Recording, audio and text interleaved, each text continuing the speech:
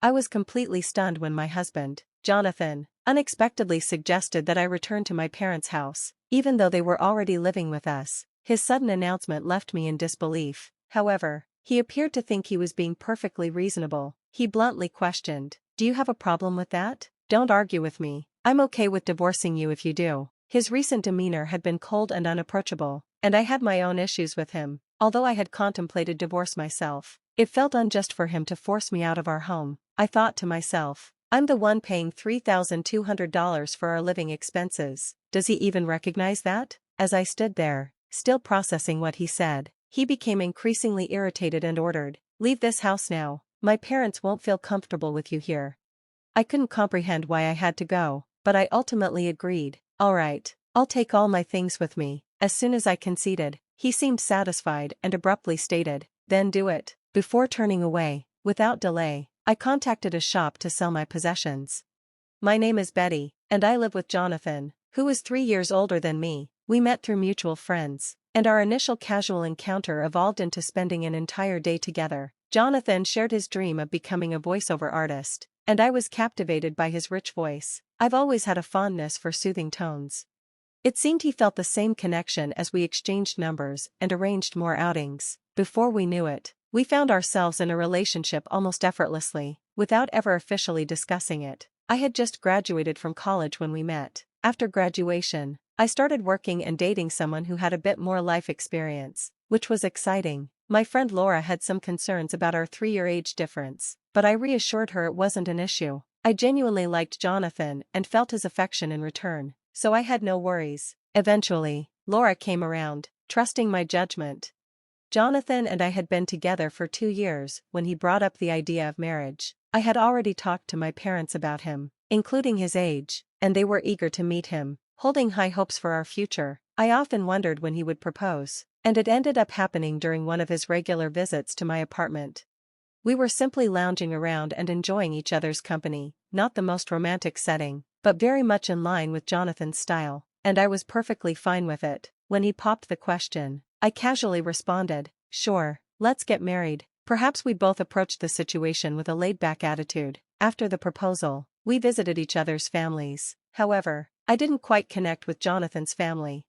When we arrived at his parents' house, it was filled with decor that attempted to exude a sense of old-world luxury but felt quite fake. His parents were dressed in expensive clothing and adorned with flashy jewelry, giving off an air of trying too hard to seem wealthy. Our tastes and values appeared to be worlds apart, and I doubted we would hit it off during the visit. Jonathan's mother even made a hurtful comment about my appearance, which stung. I was taken aback by the behavior of the family of the man I planned to marry. Still, I reminded myself that I was committing to Jonathan, not his family. As we prepared for our wedding, I reassured myself that even if I didn't particularly enjoy his parents' company, I wouldn't have to spend much time with them. With that thought, I decided not to let it bother me too much. After our wedding, as we settled into our new condo, I noticed that Jonathan seemed distracted. One day, he suddenly asked, "Hey, who was that woman in the blue dress at our wedding?" Considering there were several guests in blue, I couldn't immediately remember whom he meant. "Which woman in a blue dress?" I asked, trying to recall. "You know, the one who gave a speech as your best friend," he clarified. "Are you talking about Laura?" I realized that Laura had worn a blue dress. "Yes, that's her," Jonathan replied, his tone hinting at some unease. "What's wrong with Laura?" I asked, puzzled by his concern. "Oh, it's nothing major," he dismissed. "The other day, I thought I saw someone who looked like her while I was on my way to work. That reminded me she was your best friend who spoke at our wedding." I found Jonathan's sudden interest in Laura a bit strange and his flustered response puzzling, but before I could dig deeper, he laughed it off and retreated to his room. Not long after our conversation, Laura called me, brimming with excitement. "Listen, Betty, my boyfriend is coming back to Canada next year," she exclaimed. Laura and her boyfriend had been dating since childhood, having known each other for years. He had moved away during middle school, but they kept in touch through letters and eventually reconnected in high school when he expressed his feelings for her.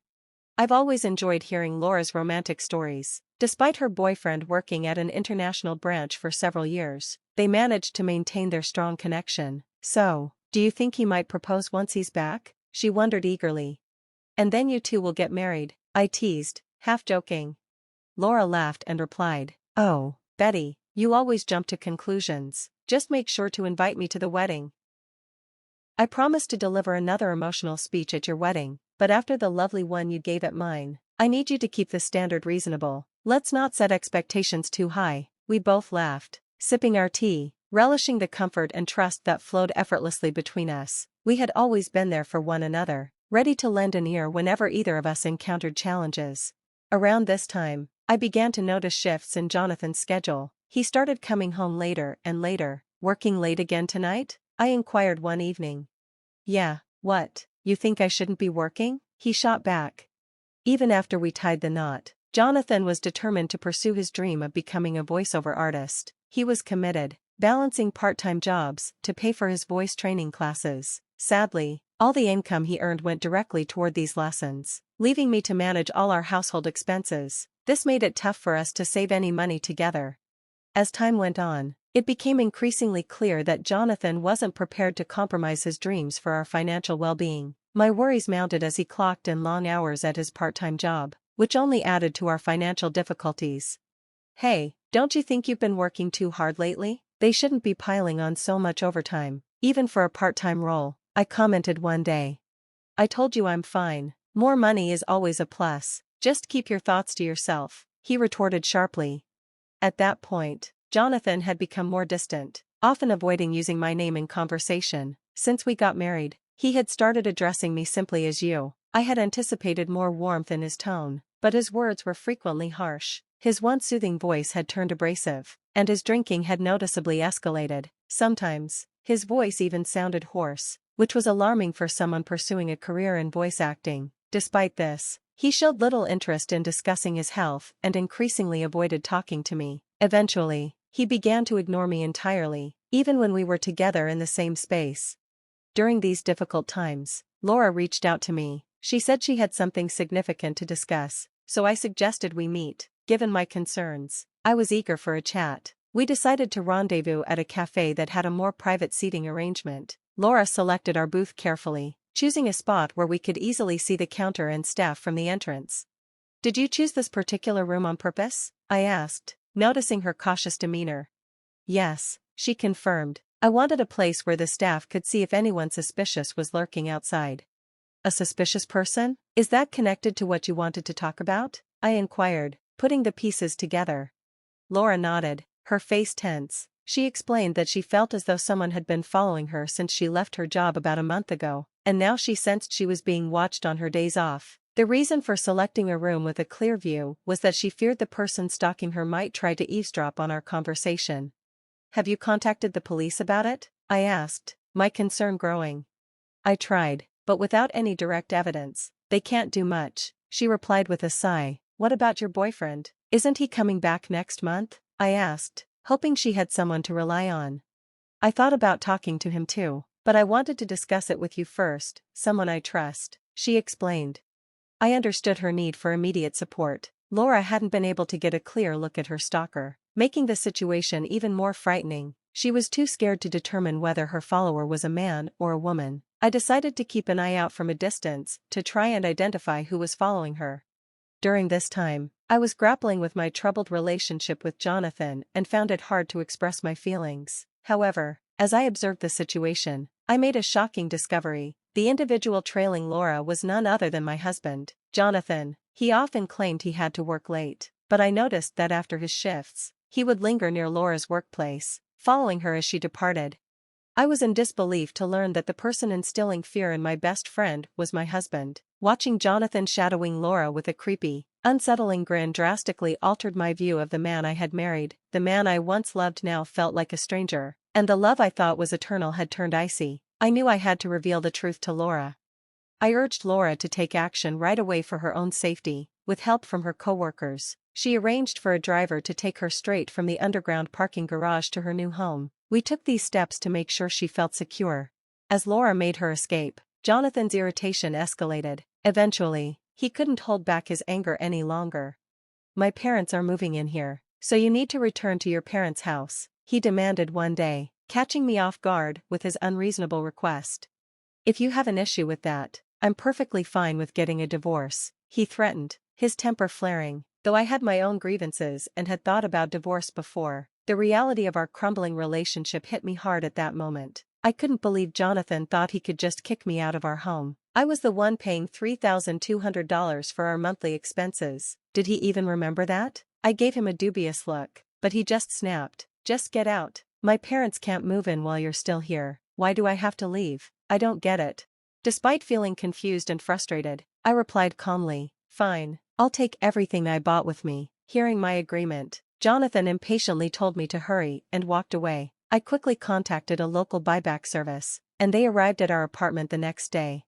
At first, Jonathan grinned, thinking I was just packing up to leave, but his smile faded into shock as he watched the workers assess all our furniture and appliances. Once they finished, a staff member handed me a quote, stating, "The total value is $299,000. I swiftly signed off, saying, "All right, sell it all." That's when Jonathan snapped back to reality, grabbing my arm.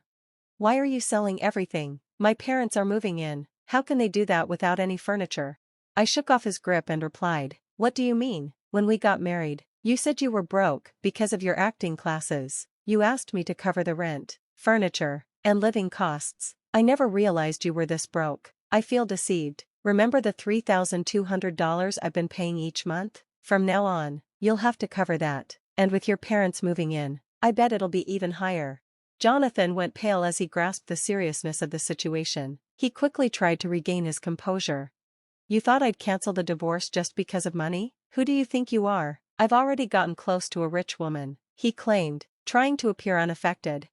But I recalled how Jonathan had been following Laura recently. If he considered that being close, his judgment was deeply flawed. Laura, who came from a wealthy family, her grandfather a businessman and her father the heir, never flaunted her wealth. She lived like me and our friends, not defined by her family's money. It seemed Jonathan had learned of Laura's background and viewed her as a more suitable partner, thinking that wealth made one person better than another. This idea infuriated me, but I knew Laura would never be interested in Jonathan. She had been with her high school boyfriend for years, and he was set to return soon with plans to propose. When I mentioned that Laura felt uncomfortable because someone had been stalking her, Jonathan was surprised to hear that she found him creepy and that they weren't close. "I always walked Laura home," he protested. "You're lucky I didn't call the police," I shot back. "But I didn't know she had a boyfriend. He's been away. She chose me over someone she doesn't know." Jonathan tried to rationalize his misunderstanding of their relationship. "They've been exchanging letters since childhood and talk nearly every day. And unlike you, who has only worked part-time, her boyfriend is successful. Even her dad likes him," I pointed out. Jonathan looked profoundly sad as I laid out the truth. It was clear that his fantasies about a relationship with Laura were just that, fantasies, and reality was hitting him hard. As the workers began taking our belongings, he seemed somewhat relieved. "I guess you're all I've got now. You'll always support my dream of being a voiceover artist, right?" he asked, attempting to seem unfazed. I met his gaze with cold determination. "Sorry, I've already started the divorce process. From now on, we should only communicate through our lawyers," I stated firmly. Jonathan, perhaps believing I still had feelings for him, clung to me. "Don't say that. Haven't we been getting along?" "Getting along? Ever since you found out my best friend Laura is wealthy, you've become distant and started spending time with her right after our wedding." I realized that I had made a mistake. Jonathan broke down, tears streaming down his face. Despite being older, his childish sobbing only made him seem more unappealing to me. I couldn't bear to be around him any longer. "Enough," I snapped. "I've also informed your Uncle Unlee about the divorce. You know he's a tough man. Well, he's decided you'll work for him, which means I can no longer support your dream of being a voiceover artist. You barely practice as it is. It's time to accept reality and stay away from Laura, or I'll call the police." With those final words, I left, determined not to look back. For now, I would stay with my parents, although I considered moving closer to my workplace if I found a suitable place. Meanwhile, Jonathan ended up working for his uncle, just as I had predicted. His parents, who had hoped to rely on him financially after his marriage to Laura, also moved in with him, all working for his uncle. It seems that taking advantage of others was a family trait. I felt relieved to escape that toxic situation. Age wasn't the primary concern, but I vowed to be more careful when choosing my next partner.